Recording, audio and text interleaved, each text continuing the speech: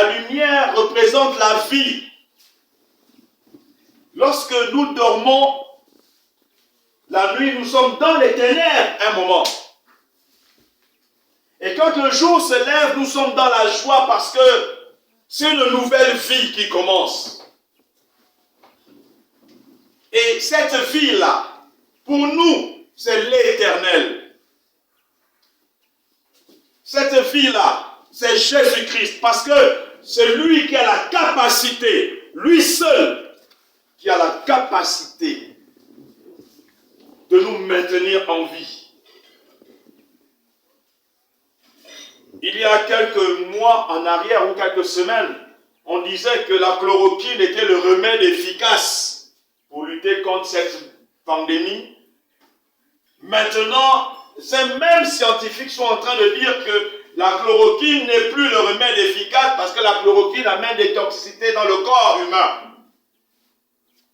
Mais pour nous qui sommes chrétiens, qui avons Christ en nous, le remède efficace s'appelle Jésus-Christ de Nazareth. Amen.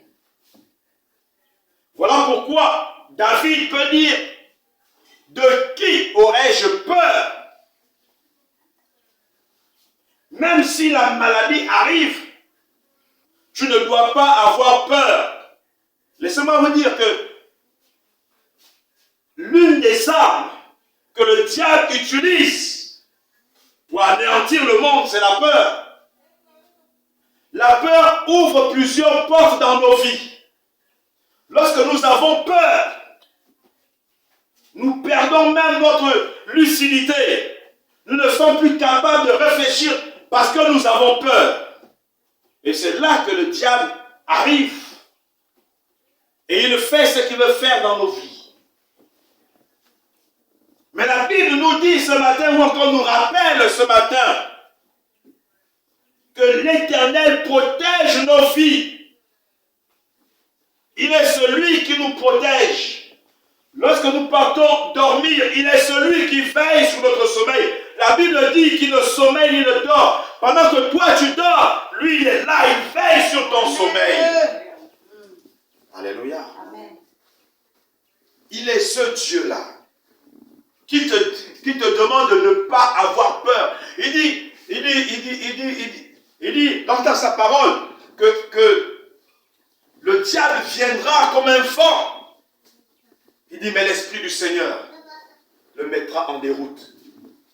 Donc, même s'ils viennent comme qui, tu dois être sûr que celui qui est avec toi est plus fort que celui qui vient devant toi. Tu ne dois pas paniquer. Tu dois avoir cette assurance-là, comme David.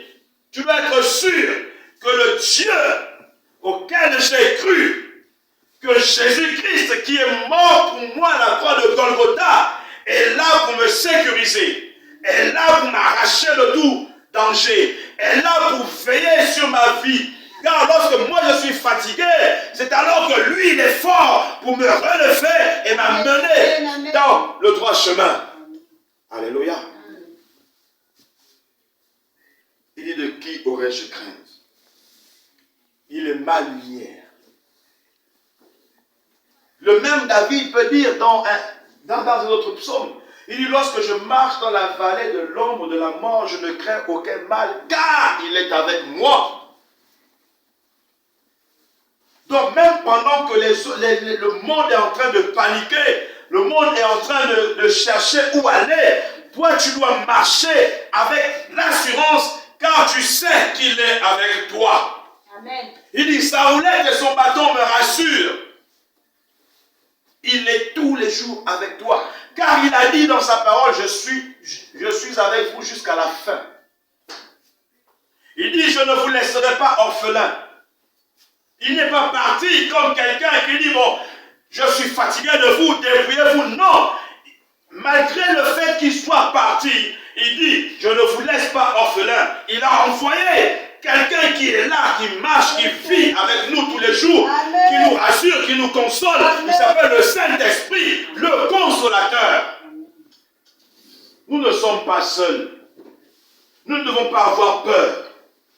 Malgré tout ce que l'on peut dire, nous devons avoir l'assurance qu'il est avec nous. Malgré tout tout ce qui peut se présenter devant nous. Nous devons être rassurés que lui, il est là à nos côtés. Il marche tous les jours à nos côtés. Il dort avec nous. Il se réveille avec nous. Même quand nous mangeons, il est là. Quand nous jouons, il est là. Nous allons au travail, il est là.